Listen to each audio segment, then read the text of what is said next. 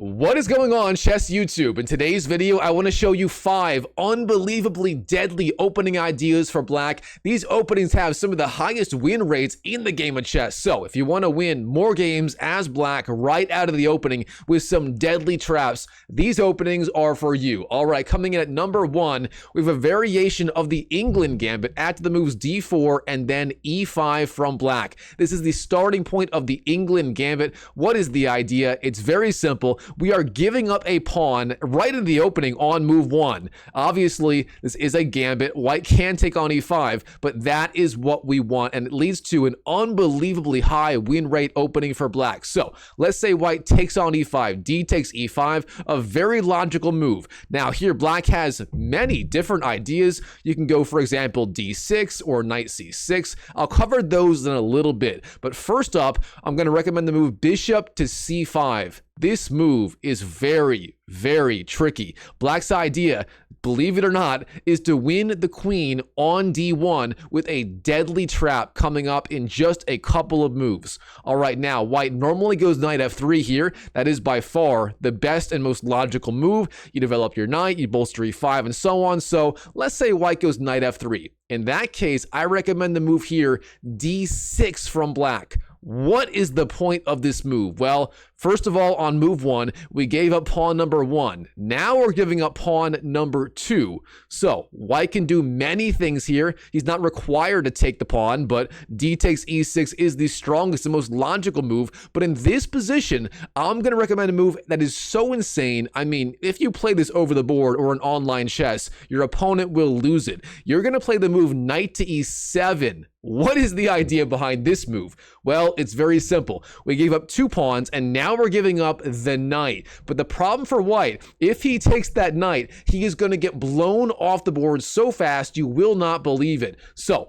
let's say white takes the knight, d takes e7. In that case, here, as black, you are going to play the move bishop takes f2, giving up the bishop for the f2 pawn. What's the idea behind that? It's very simple. Here, the king on e1, it is trapped and isolated, nowhere to go, like me at my middle school prom. The king obviously can't go to d2 as the queen controls that square. The only legal move for white here is king takes f2, but in that case, the queen on d1 is undefended, and you take it. Queen takes d1, and suddenly you're up the queen. I mean, black here is completely winning, as you can see by the eval bar on your left, just collapsing for white or skyrocketing for black. One more time from the beginning, d4, e5, d takes, and then we go bishop c5. The key idea, setting up the bishop takes f2 threat. Then white goes knight f3 or any move, and we follow up with the move d6. Now, white obviously has the option of taking. It's not required, but almost every single white player will take on e6 here. So, d6. D takes e6, or e takes d6, e takes d6, and then we play the insane looking move knight to e7, giving up the knight. And here, if white takes on e7, or even if it goes d takes c7, either way, after that, we play the insane move bishop takes f2, giving up the bishop for the f2 pawn. The king must take. Again, the king is trapped, like me in my middle school prom, trapped, isolated, nowhere to go. King takes f2 is forced, but then, bada bang, queen takes d1, wins the queen of white on the spot on the d1 square. That is a beautiful way to catch your opponents off guard right out of the opening, and this opening for black has an insanely high win rate. I highly recommend trying it out in your own games. All right, going into our second opening trap. This one occurs after the move 1e4 from white. Here we go e5, a very good move if you're a beginner or even a grandmaster. White goes knight f3, we go knight c6, and then bishop c4. The Italian opening is white's choice in this line. Now here, black has many good moves. Knight f6 and bishop c5 are the main lines for black. I recommend knight f6, the 2 knights defense. But of course, when you go this way as black, white often goes knight to g5, the fried liver attack. What is the idea behind this move? It's very simple. White is just threatening knight takes f7, winning a pawn and forking the queen on d8 and the rook on h8. And if he gets it in uncontested, white effectively wins the entire game on the spot. So obviously you cannot allow that. as black. Now, the main line here begins with the move d5. The main line goes e takes, knight a5, bishop b5, c6, d takes, b takes, and then the bishop goes somewhere. The queen can even go to f3 instead of defending. The lines are very, very complicated, but instead of all that, in this position right here, I'm going to recommend an absolutely insane move with an insanely high win rate for black. In this position, we are going to play the move bishop to c5. Okay, what is the idea behind this move? Well, if you caught on so far, you know, in these lines, the bishop is often sacrificed on f2, and that is certainly the case in this opening. All right, here, white normally goes knight takes f7, winning the pawn and forking the queen and the rook. But here, in this position, as black, we're going to play the move bishop takes f2, and this leads to an unbelievably deadly opening trap for black. Already, the best move for white, believe it or not, is going to be king to f1. That bishop is poisoned. You can't take it, but almost no white players in this position actually go king to f1. I mean, when black gives up the bishop, white almost always takes it on f2, so king takes f2 is the move you will likely face in your own games, but this walks right into our trap. We play the move knight takes e4, and this is a good multi-purpose move. First of all, we're attacking the king once again, but beyond that, we're threatening queen to h4, bringing out the queen. This is the idea of the bishop sacrifice. We give it the bishop, and then the knight comes in to e4, opening up this diagonal for the queen to hit the king as well. Things get very difficult for white very, very fast. So knight takes e4. The king has to move somewhere. I mean, wherever it goes, the queen goes to h4, and black has really dangerous threats. So whether you go to f3, g3, e3, e2, e1, f1, or g1, pretty much no matter what, the queen does come out to the h4 square. So let's say white goes in this position, king to f1. It doesn't matter too much where it goes. Obviously, it has to go somewhere. In that case, again, queen to h4 is our move, threatening checkmate on f2 right out of the opening. Now, what can white possibly do to defend against this threat? I mean, it is not easy. Beyond this, I mean, if white goes, say, I don't know, queen d2, then black can go, say, short castles, or even just rook to f8, bringing his rook to the f8 square, pinning the knight on f7 to the king on the f1 square. I mean, things already get very, very dangerous. So most white players will not go queen to e2. Instead, the logical try is g3, blocking the attack of the queen on the f2 square.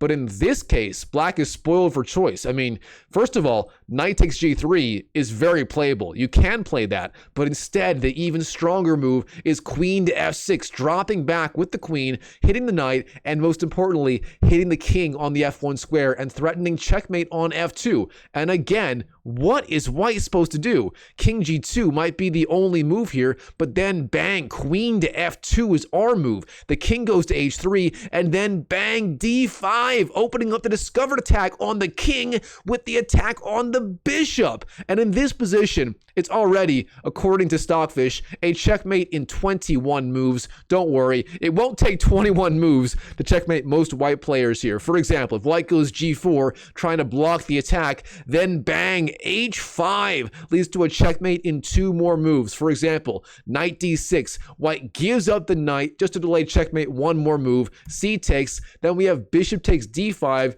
and finally, h takes g4, the pawn being defended by the bishop, and the rook on h8 lines up with the king on the h3 square. I mean, talk about a deadly opening trap from black. Again, to review, it's e4, e5, knight f3, knight c6, bishop c4, then we go knight f6, the 2 knights defense, white goes knight g5, the fried liver, but instead of d5 here, we play the move bishop to c5, threatening bishop takes f2 if white takes on f7, leading to a deadly opening trap with an insanely high win rate for black. I highly recommend this opening as black. It is a lot of fun. All right, our third gambit, our third opening for black with an insanely high win rate is going to be the Rossiu gambit. I think I said it right, Rossiu gambit. This one also occurs after e4, e5, knight f3, knight c6, bishop c4, but in this position, We're not going knight f6, and we're not going bishop c5. Instead, in this position as black, we're playing a move in the spirit of the King's Gambit opening. That's right, we are going to play the Rossiu Gambit move, f5. This move is insanely strong. I mean, it doesn't quite deserve 2 exclamation points. It's more for show here, but still. This move is just insanely strong for black, especially when white doesn't know what he's doing, which is most white players, to be perfectly honest. Now, to be honest, if white plays perfectly here, white should get the advantage. However, there are so many traps, so many pitfalls white must watch out for, which explains why this opening as black has an insanely high win rate. All right, for example, if white goes e takes f5, a very logical choice. I mean, capturing the free pawn, what could be more logical than that? But it turns out this move right here is a massive mistake by white. I'm giving it a question mark because here we go for the move e4. We're attacking the knight. The knight must go somewhere. And already on move 4, on move 5, white is in a huge load of trouble. I mean, almost any logical move here for white is going to get him in a load of trouble. For example, knight g1 is met by d5, hitting the bishop, gaining space, threatening bishop takes f5, and black is taking over. Now, here, a lot of white players, instead of knight g1, they will go bishop takes g8, trading the bishop for the knight right away. For example, bishop takes, rook takes, and then maybe white goes, say, knight g1. But again, here, black is just crushing in the Rossiu Gambit from here. For example, d5, threatening bishop takes f5, winning back that pawn. And what can white do? Well, one of the ideas behind bishop takes g8 was to remove that knight from g8, and therefore queen to h5 is a logical move here. But don't worry, black here, even with the queen flying out, black is doing perfectly fine. For example, g6, we block the attack. F takes, then rook takes g6. We don't take with the pawn. Instead, we take with the rook, as now the rook is tremendously active on the open g file, or sorry, the semi-open g file. All right, let's say white takes on h7. Queen takes h7. In that case, queen to g5 is our move, threatening queen takes g2 and threatening to trap the rook on the h1 square. And what can white possibly do here? Let's say white goes g3, trying to defend. In that case, our move is going to be rook to h6, threatening to trap the queen. And already, look at this, the queen has almost nowhere to go. I mean, all of these squares are being covered and so on. The only square he can go to is c7, but after queen takes c7, our move is bishop d6, and look at this, the queen on c7, it's trapped. It has nowhere to go. Again, just like me, my middle school pawn, trapped, isolated, nowhere to go. The queen is being covered every which way. It has nowhere to go here, and black is completely winning. And for that reason, the Rossiu Gambit after the Italian opening and then f5 is unbelievably deadly. Now, of course, white has some good ways to fight for the advantage here. Maybe I'll cover it in a future video. Comment down below if you want to see the Rossiu Gambit covered in extreme depth in a 20, 30, 40-minute video in the future. I'm happy to do it depending on what you guys want to see. And by the way, if you're enjoying this video, go and smash that YouTube like button and subscribe to the channel and comment down below what your favorite opening trap is so far. I would love to hear from you guys. And by the way, I've got a new free chess community open.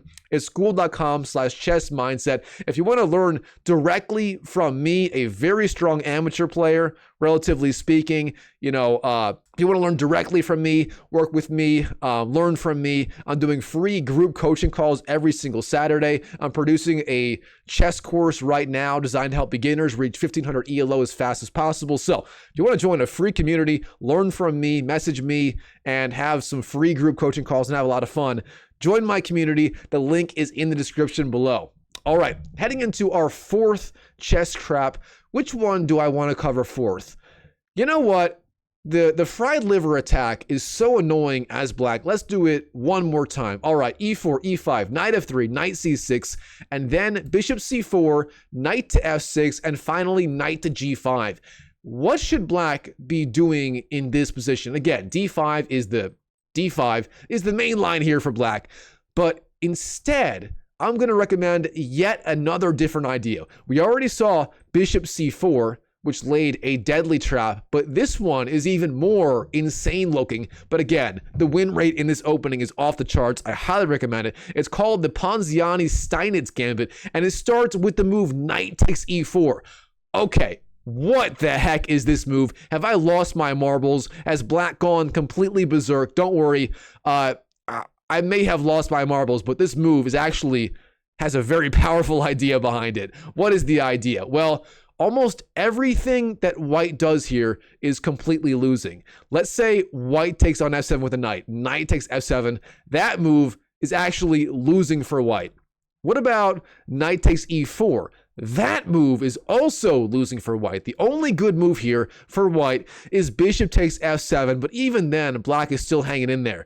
But instead, let's say white takes on e4. Very logical, knight takes e4. In that case, we play the move d5, and we have the classic fork of the knight and the bishop on c4 and e4. And here, black already is completely taking over. The main line continues, bishop b5, but then we fly in, but a bang, we don't do that. D takes e4, winning the free knight. And if white goes, say, queen to h5, threatening the pawn on the e5 square, then bang, queen d4, flies in with the queen, defends the pawn. Black's threatening bishop c5, threatening checkmate on f2, and so on. And black is doing tremendous. Now, instead of this, let's say white goes knight takes f7. In that case, then we play the move, of course, queen to h4. We've seen this idea earlier in the line where black went for bishop c5 in the fried liver. This idea of taking on e4 with the knight, opening up the scope of the queen, and flying out to h4 with the queen is just so dangerous. And here, again, black is threatening checkmate in one move. If white takes the rook, then bang, queen takes f2 is checkmate on the spot. That king is getting blown off the board. So what else can white do here? Well, it turns out almost everything white can do loses on the spot. For example, g3 looks very logical. You try to stop the attack, but then as black, we play the insane move knight takes g3, giving up the knight. What is the idea? Obviously, h takes is no bueno, as after h takes, we win the rook and the game. So what else can white do? Well, knight takes h8, believe it or not, might be the best move for white here, but then black, oh boy, this combination is so dirty. I almost feel bad showing it to you. Queen to e4, hitting the king and the rook on the h1 square. And look at this. I mean, how do you block the attack? I mean, queen e2 loses the queen. I mean, you know, knight takes, you can even win the rook on h1 right away. So that is no good. If white goes, say, bishop e2, then we take on h1, queen takes, the bishop drops back, there's nothing else, and then we deliver, and then we deliver the checkmate on f1, queen takes f1, delivers the final checkmate. I mean, this is just brutal. What else can white do on move, say, move 6? Well, if he castles, in that case, we're actually going to play the move knight takes f2, giving up the knight for the pawn. The point being, after rook takes, we go bishop to c5, lining up the threats on the rook, pinning it to the king on the g1 square. And beyond that, we are setting up the idea of rook to f8, further increasing the pressure on the f-file and getting the rook out of the attack. I mean, there are so many ways to win here as black. It's just unbelievable. You know, what a crazy opening. All right, finally, going into our fifth opening of today, which one do I want to cover today? You know what? The England Gambit after d4, e5 is so much fun for black. I'm going to show you, as a bonus, 2 extra ways to play the England Gambit. First of all, after d takes, we're going to cover the move d6. Now, this is a straight up pawn sacrifice. This is known as the Charlik Gambit. What is black's idea? Well, after e takes, then bishop takes, our plan here is to castle long on the queen side as quickly as we can. Our idea is very simple. Knight c6, bishop g4, queen to e7, and long castles. And with our king castled on the queen side, with our new rook on the d8 square, lining up with the white queen, with these open files for the rook and the queen and so on, black is going to have incredibly dangerous compensation for the pawn. Now, what should white be doing here? Well, normally, white goes knight f3 and knight c3. It's so important to get those knights out into the game as quickly as possible. but that is just fine by us. White goes knight f3, then we go knight c6, knight c3, and then bishop g4, setting up, for example, queen d7 or e7, and then long castles. And again, black's going to get a huge attacking position. So let's say white goes e3, no problem, queen to e7, bishop e2, and long castles. And look at this, already black has so many deadly threats. I mean, his plan may include, for example, knight f6, rook d8, maybe even leaving the rook on the h8 square and instead going knight f6 and then h5, threatening potentially h4, h3 in the spirit of AlphaZero. By the way, my all-time favorite chess player, AlphaZero. If it counts, AlphaZero would be it. There's nothing I like more than throwing my h-pawn up the board as white or as black. So, and by the way, here as white, there is a nasty trap that white can walk right into if he castles. Of course, this is like the oldest trick in the book. You take on f3, white takes back, and then bang, the deflection sacrifice, bishop takes h2. We give up the bishop for the pawn on h2 and open up the attack on the queen. And of course, the king on g1 is under check. You must take, but then bada bang, rook takes d1, wins the queen on the spot, and black is completely winning. And even if white doesn't fall for that, let's say he goes, I mean, it's kind of hard to find a good move for white here. The computer says white is better, but his coordination is so locked in. His bishop is has nowhere to go. You can't castle yet. G3 would weaken the king side too much. It's actually quite hard to find a good plan for white here. I mean, don't get me wrong, a pawn is a pawn, but it's not easy to play. Now, for the bonus line, I do want to real fast cover the main line of the England gambit. That is after let's see, 1d4, e5, d takes, and then knight c6. As white, when I go 1d4 as white, I see this line so much from black, and for good reason. This opening has a massive win rate, and it is so incredibly tricky. What is the idea? We threaten the pawn. White almost always goes knight f3, trying to defend the pawn, but then queen to e7, threatening it again. And now the only good way to defend the pawn for white is bishop f4. But this move walks right into our deadly opening trap. We're going to play the move queen to b4, hitting b2, hitting the bishop, and hitting the king with check. Now here, there are so many ways for white to lose on the spot. For example, knight d2 drops the bishop. If white goes c3, he drops the bishop. If white goes queen d2, he drops the rook. Queen takes b2, and the rook on the a1 square is trapped. Now, what else can white do? Knight c3 is okay. We win the bishop, but overall, white is still hanging in there. He has, a lot of pawns for that piece. Beyond that, bishop d2 is the main line. That is the strongest move. If you're playing as white, this is what I recommend. It's what I play myself as white as well. But here, black can go queen takes b2, and things already get very, very dangerous. I mean, if white wastes a move, say e3, we win the rook, queen takes a1. Beyond that, white should go knight c3, but even here, bishop b4 lays so many deadly threats. Again, if white wastes the move, we win the game on the spot.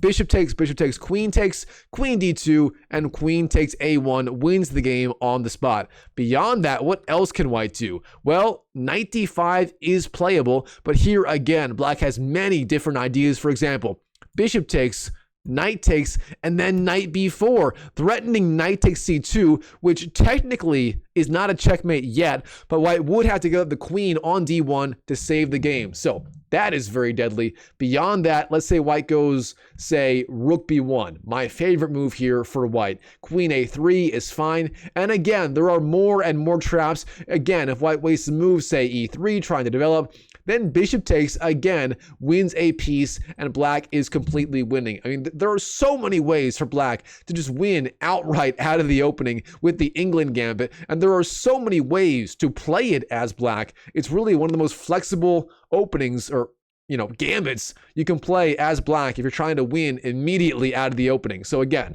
the England gambit, you can go after d4, e5, d takes, knight c6 is good, bishop c5 is good, and d6 is good. Now, don't get me wrong, white is still much better here, but there are so many lines where white gets blown off the board immediately, and all of these options have very, very high win rates as black, making them excellent choices. All right, to review, overall, black has so many deadly traps he can play right out of the opening to catch white off guard. After d4, the easiest way to do it is with the move e5, the England gambit. Again, after d takes, we can go bishop c5, knight c6, or d6. All of these are very, very playable and very dangerous for white if you know all the ideas here. Beyond that, let's say white goes e4. In that case, there are a ton of traps in the Italian opening after e4, e5, knight f3, knight c6, bishop c4. And in this position, again, black has many different ideas. One idea is f5. This is known as the Rossiu gambit. Ho, ho, ho. Sounds very French. Is that a French word, Rossiu? It sounds French to me. But anyway, black's idea here, if white takes, then bang, e4 is deadly. And already black is simply taking over in this game. Beyond that, there are a lot of traps for black in the fried liver attack after knight f6, knight g5, and here black has two very fun ways to proceed. Of course, the main line, the strongest move, if you want to equalize as black, d5 is your move. The main line goes e takes, knight a5, bishop b5, c6, d takes, b takes, and here white has many different ideas. Bishop d3 is the main line, bishop e2 is okay, and queen f3 is very, very tricky. Now, beyond d5, black can also go, as I showed in this video, either bishop c5, threatening bishop takes f2, or knight takes e4, winning the pawn immediately, and threatening queen to h4 ideas if white takes on f7. So, overall, black has so many ways to counter the Italian opening, so many tricks and traps. I mean, if you want a good, tricky opening as black, try any of these after the Italian opening. They're all fantastic. Now, again, don't get me wrong. White is still a little better in these openings, but black's win rate is just off the charts in all of these variations. So again, if you want to win some fast games as black out of the opening, I highly recommend trying these lines. All right, Chess YouTube, hope you enjoyed today's video. If you did, go and smash that like button and comment down below what you thought of this game, of the the lines and variations here. What was your favorite opening trap? I would love to hear from you. And by the way, if you want to challenge me on chess.com, the link is in the description, and my free community, the link is there as well. Feel free to join. I would love to have you in my group coaching calls every single Saturday. If you want to learn directly from me for free, join that free community, and I'll see you in the next video.